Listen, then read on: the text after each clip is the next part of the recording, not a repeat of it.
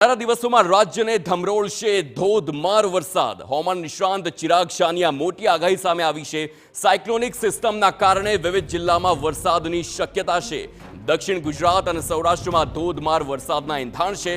તો સક્રિય સિસ્ટમની પ્રારંભિક પેટર્ન બેપરજોય વાવાઝોડા જેવી છે તેમ ચિરાગ શાહે જણાવ્યું છે. અને અલ નીનો બાદ ગુજરાત હવે લા નીનોની અસર તેમાં જોવા મળશે. ગ્લોબલ વોર્મિંગને લીધે પેટર્ન બદલાયાનું અનુમાન છે. દરિયાકાંઠાના વિસ્તારોમાં 4 થી 5 ઇંચ વરસાદ ખાબકે તેવી શક્યતા વ્યક્ત કરવામાં આવી છે.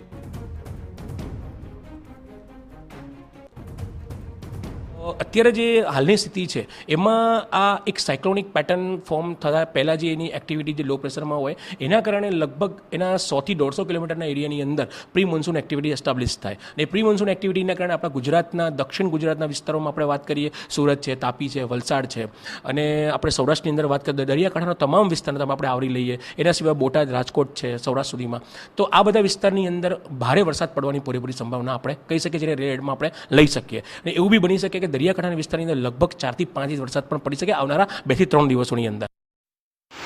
તો હાલ સક્રિય થયેલી સિસ્ટમે હવામાન નિષ્ણાંતને બિપરજોય ચક્રવાતની યાદ અપાવી છે, કારણ કે હાલની સિસ્ટમની પ્રારંભિક પેટર્ન પણ તદ્દન બિપરજોયને મળતી આવે છે.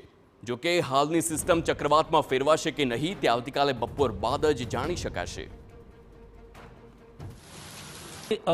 બિપરજોયના જે સ્ટાર્ટિંગના જે ફેઝ હતા સેમ આ રીતના એ થોડું ઘણું ઝિગઝેગ મૂવમેન્ટ કરી રહ્યું હતું, પણ છેલ્લા 2 દિવસથી એ થોડુંક સ્મૂથ ચાલી રહ્યું છે. હજુ એટલી મૂવમેન્ટ કરી નથી, પણ હવે જો 22મું તું ક્યારનો વારંવાર તમને કહું કે કાલનો દિવસ છે ને એ આપણા બધા ગુજરાતી વાસીઓ માટે બહુ મહત્વનો છે. કાલે 12 વાગ્યાનું પ્રોપર અનુમાન આવશે કે આ જે લો પ્રેશર રત્નાગીરી જે ટર્ન મારીને દરિયામાં જઈને એ ડિપ્રેશનમાં કન્વર્ટ થાય છે કે નહીં.